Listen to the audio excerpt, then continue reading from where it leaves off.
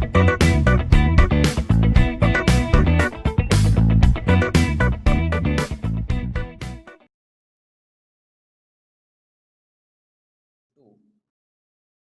module 3 of computer organization, in which we will be discuss about the program controlled IO, some of the examples along with the programs and the associated registers that are involved in the program controlled IOs.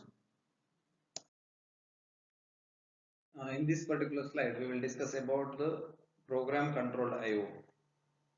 As we discussed earlier, since the input devices are operating at a very low speed and the processors are operating at very high speed, for an input device such as a keyboard, a status flag SIN is included. What this SIN or this indicates the status of input. Status of input. There are two options, either SIN can be 0 or it can be 1. So this flag is set to 1 when the character is entered. As soon as you enter the data in the keyboard, the SIN becomes 1. SIN value becomes 1 and the character is entered at the keyboard, and this will clear to 0. SIN becomes 0 when the character is read by the processor. Whenever the data is present in the buffer, SIN will be indicated by the status will be always 1. Once the data is read out of the input buffer, SIN value becomes 0. Hence, by checking the value of SIN flag, the software can ensure that it always reading a valid data. So there will be the very less chances of multiple input of a particular data. What happens is, as we discussed earlier, if a character is pressed once, there is a chances of multiple reading by the processor. Since we have the status register in the form of SIN, it avoids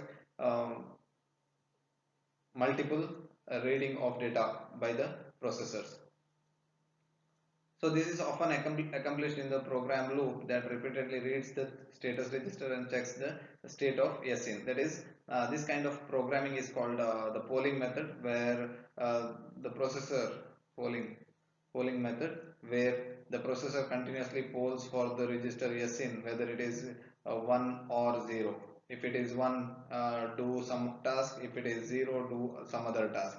This is how the polling method works. Polling method means just checking for the content of SIN, whether it is 0 or 1. Whenever it becomes 1, read or do some function to read the data. Whenever it is 0, it has to wait till the next data is received. This is how the program controlled IO works.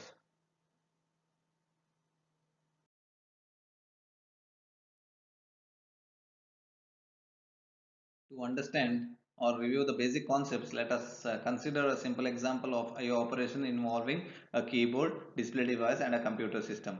So the four registers shown in the figure are used in the data transfer operations, that is D, IRQ, K, IRQ, S out, S in.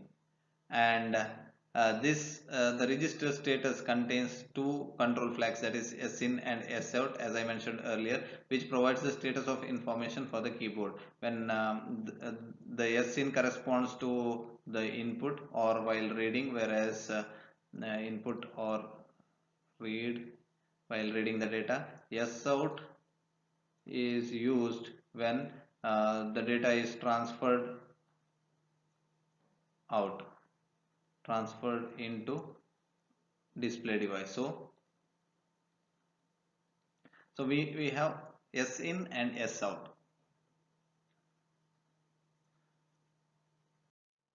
This SIN and SOUT shows whether the data has been read or written from the or into the memory or from the memory based on the task that has to be performed.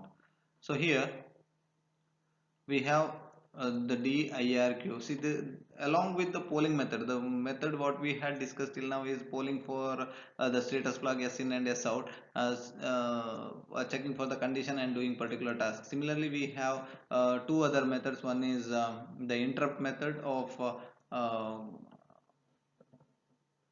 having a transfer of data or the data transfer operations. One is the interrupt method, as well as we also have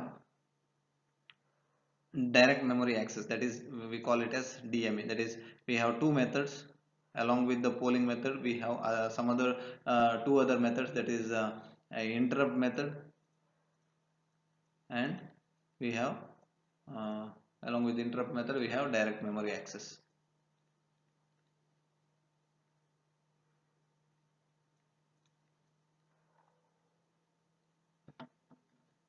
Direct memory access, these are the two methods.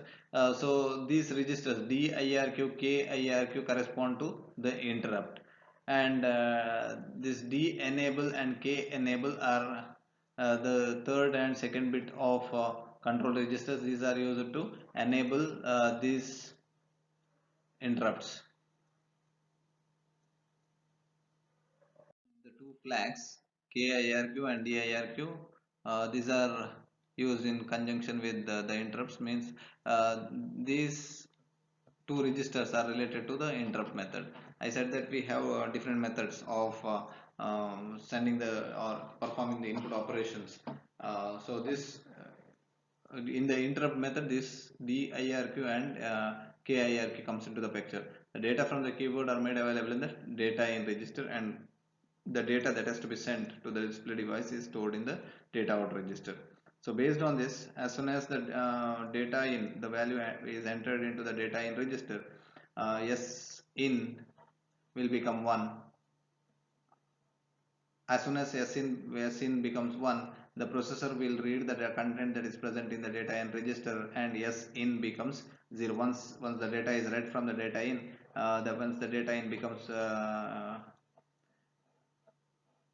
or the content that is present in data in is extracted by the processor, the data in register is capable of storing another data. This will be indicated by the S in register by resetting the value to 0. Similarly, the same operations will be performed in the data out register as well, where we have the S out register. The program in the figure reads the line of characters from the keyboard and stores it in the memory buffer starting at the address line.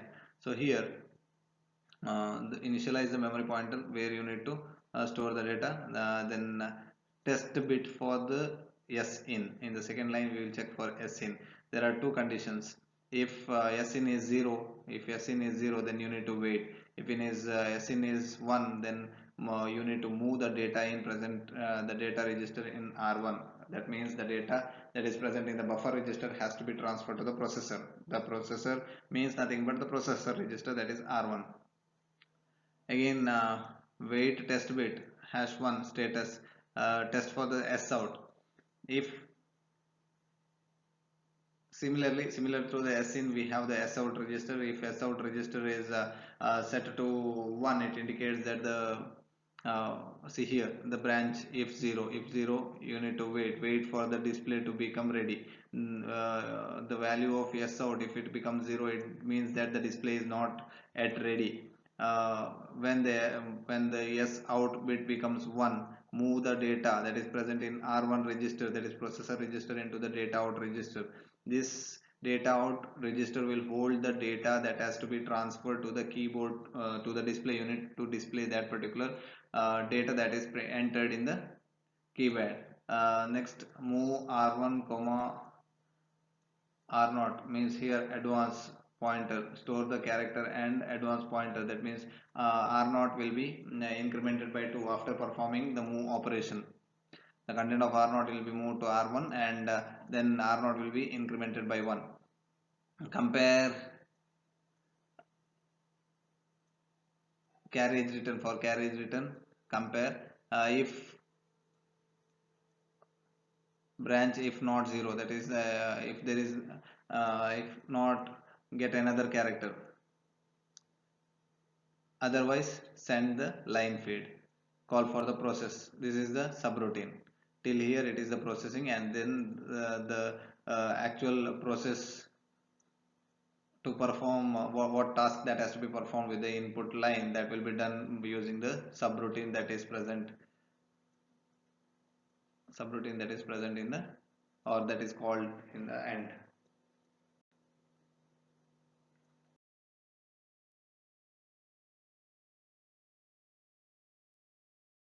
As I said earlier, there are two other commonly used mechanisms for implementing the IO operations. One is the interrupt method and the direct memory access.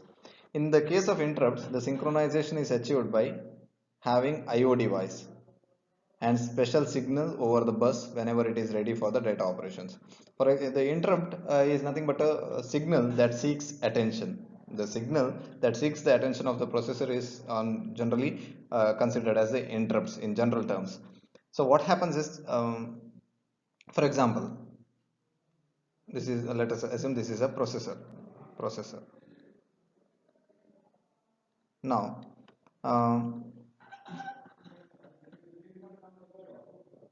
what happens is whenever a device is ready. For example, in IO operations, there is a keyboard.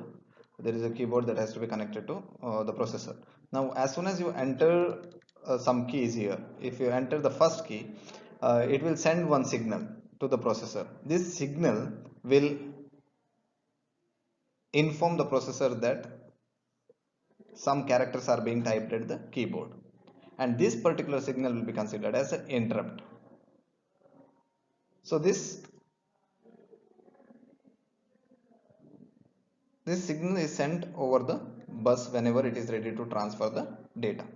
Similarly, we have a direct memory access. As we said, in case of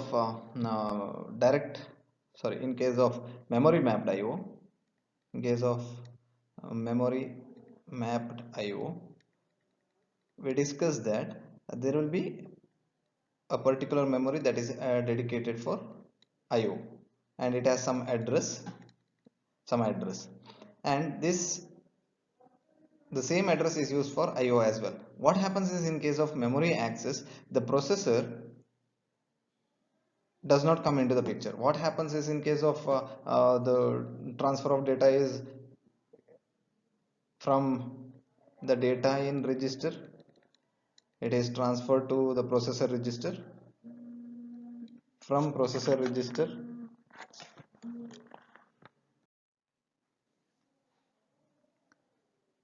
data into processor, and from processor to data out. So this is how the process takes place. From the keyboard, it will be loaded into the buffer register that is present at the input side, and it goes to the processor register. From there, it will be loaded to the data out.